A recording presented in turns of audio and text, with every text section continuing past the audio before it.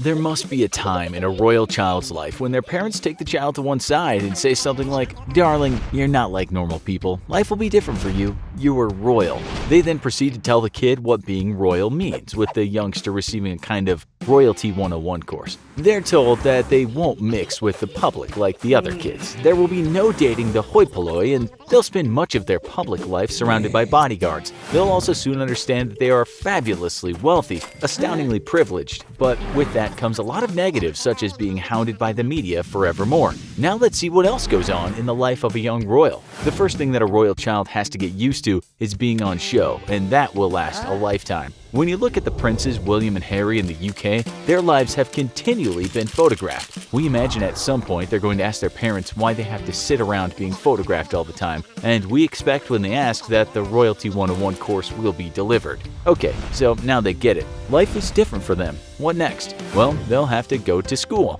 In the meantime, because their parents will have all kinds of royal duties, these royal kids will spend a lot of time with the nannies. We found in the British media an article that talked about a place called Norland College, a place where it said the British royals have got their nannies from for years. Make no mistake, the nannies from here will be a big part of a young royal's life. Looking after a royal kid is kind of a big deal, and so it seems that to get through Norland College, you'll have to pass a lot of tests, study child psychology, do a lot of training, and believe it or not, they even have some martial arts training and are taught about threats by British military intelligence officers. A royal kid is going to spend a lot of time with these well-spoken, intelligent, tough women. They will then have to start school, but do they go to just any school? It seems the young royals do hang out with some boisterous kids. When Prince William was just 8 years old, he had to go to a hospital after being whacked on the head by another kid wielding a golf club. At that time, the Associated Press wrote, Prince William, the 8-year-old who is second in line to the British throne, underwent surgery for a skull fracture after being hit by a golf club while playing with schoolmates. With that in mind, these kids do interact, and it seems they're not always mollycoddled.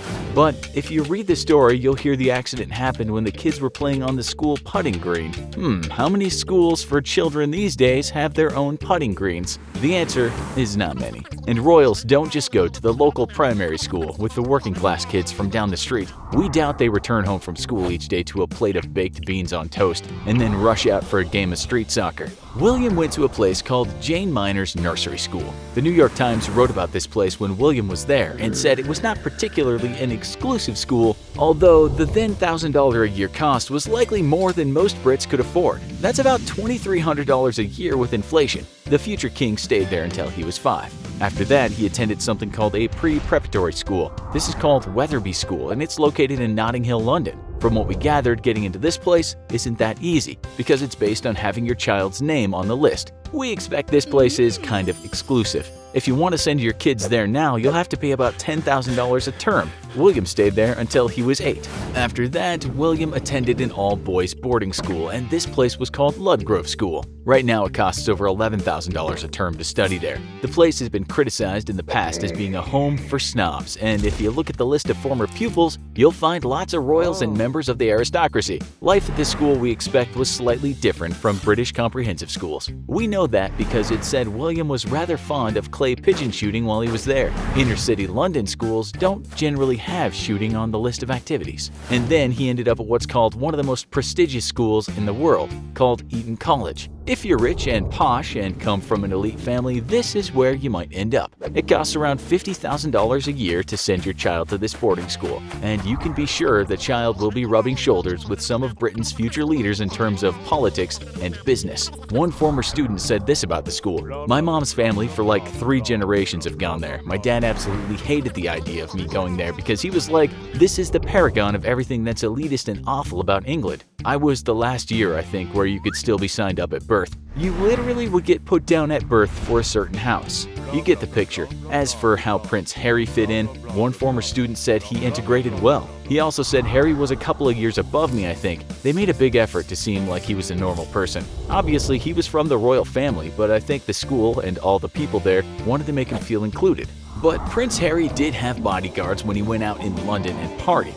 The queen would also sometimes end up at Eton to visit the boys, and the other kids would be like, "Hey, it's your grandmother, the queen." Suffice it to say, those royal kids grew up knowing they were entitled, and they no doubt spoke in a coded language used by the elite. They embraced old traditions and at times wore top hats, and we very much doubt ever received a punch in the face by the school bully. To conclude this section, the royal child will likely only mix with children from very wealthy families. That child will board at school a lot and so spend a lot of time away from his family. On top of that, the child will travel a lot with his family and also spend a lot of time with carers. It could feel like a lonely life being away from family so much. At the same time, these kids will spend money. When Harry went out to those nightclubs, he had to pay for stuff. We found one report that said the royal kids don't really perceive money the way other kids do, because when they want it, they get it. Saying that, it's reported that Princess Diana wanted William and Harry to know the value of money. She discovered that her husband, Prince Charles, didn't really know what a pound was actually worth until he was a teenager. If you want something, you just ask, and so that might affect a royal child's conception of what money is worth.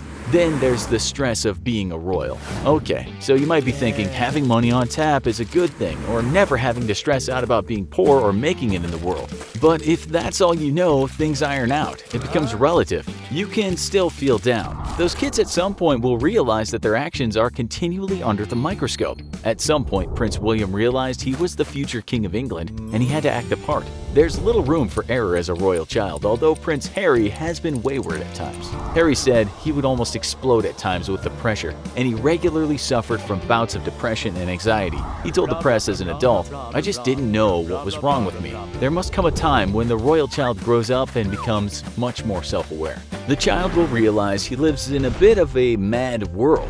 In the words of Prince Harry, "I can safely say that losing my mom at the age of 12 and therefore shutting down all of my emotions for the last 20 years has had a quite serious effect on not only my personal life, but my work as well. And no matter how many friends you make, you'll always be a royal, and people will treat you differently. Most of you watching this will have best friends, people who you can rely on to treat you like an equal. But for a royal kid, there must always be the sense of being separated. It's the same for royals everywhere. Imagine being the former king of Thailand, Bhumibol Adulyadej. He's now deceased, but after living in Europe and the US when he was still young, he became the king of Thailand with a whole country looking up to him. He had to grow up very fast and was even treated like a god.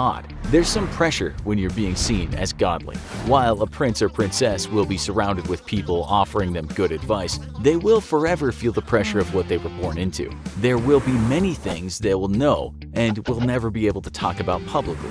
The royal child will have a long list of secrets, and that will weigh heavily on that child. There will be plenty of scandals surrounding the royal child's life, and they will for the most part take the truth to the grave with them. So while being a royal child may at times look like a lot of fun, we imagine it's very stressful.